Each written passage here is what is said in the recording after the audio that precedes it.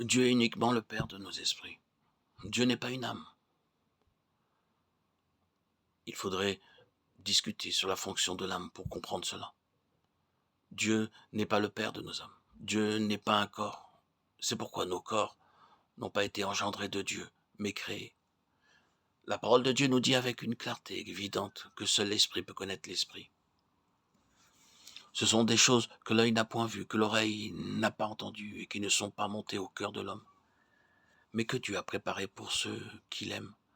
Dieu nous les a révélées par l'Esprit, car l'Esprit sonde tout, même les profondeurs de Dieu. En effet, qui sait ce qui est dans l'homme, sinon l'Esprit de l'homme qui est en lui? De même aussi personne ne connaît ce qui est en Dieu, si ce n'est l'Esprit de Dieu. 1 Corinthiens 2, 9, 11.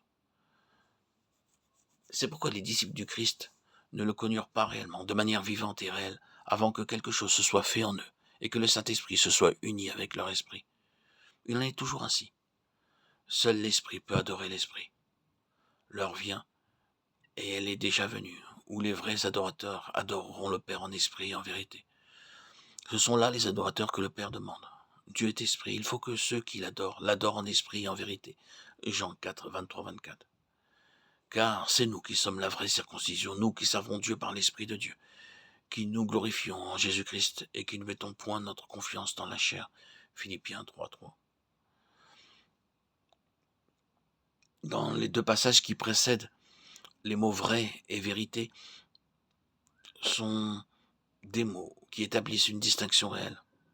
Si, comme l'affirment avec raison les psychologues, l'âme est le siège de la raison, de la volonté et des émotions, le culte des Juifs et des Samaritains n'en était pas dépourvu.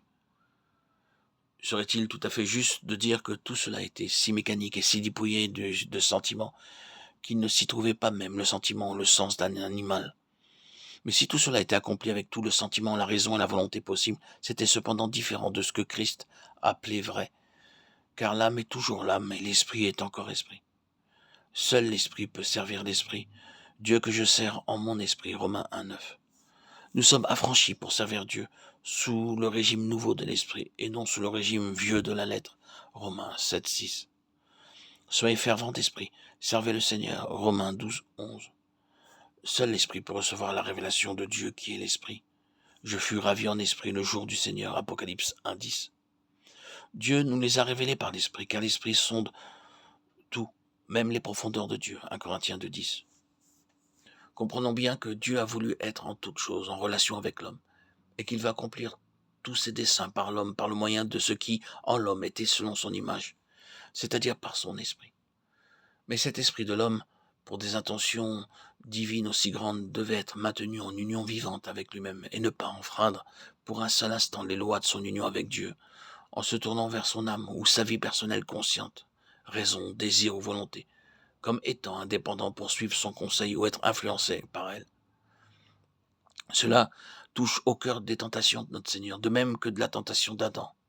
Lorsque cela arriva pour Adam, la mort entra, et la nature de l'homme, selon la signification scripturaire de ce mot, c'est la rupture de l'union de l'esprit avec Dieu.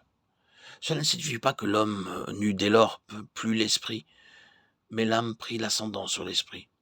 Cela est confirmé par tout l'enseignement du Nouveau Testament sur l'homme spirituel. Voyons par exemple 1 Corinthiens 2, 11, 16. En effet, qui sait ce qui est dans l'homme, sinon l'esprit de l'homme qui est en lui? De même aussi, personne ne connaît ce qui est en Dieu, si ce n'est l'esprit de Dieu. Quant à nous, nous n'avons pas reçu l'esprit du monde, mais l'esprit qui vient de Dieu, afin que nous connaissions les grâces que nous avons reçues de Dieu. Et nous en parlons non avec les discours qu'enseigne la sagesse humaine, mais avec ceux qu'enseigne l'esprit, exposant les choses spirituelles dans un langage spirituel. Or, l'homme naturel n'accueille point les choses qui sont de l'esprit de Dieu, car elles sont pour lui une folie, et ne peut les comprendre, parce que c'est spirituellement qu'on en juge.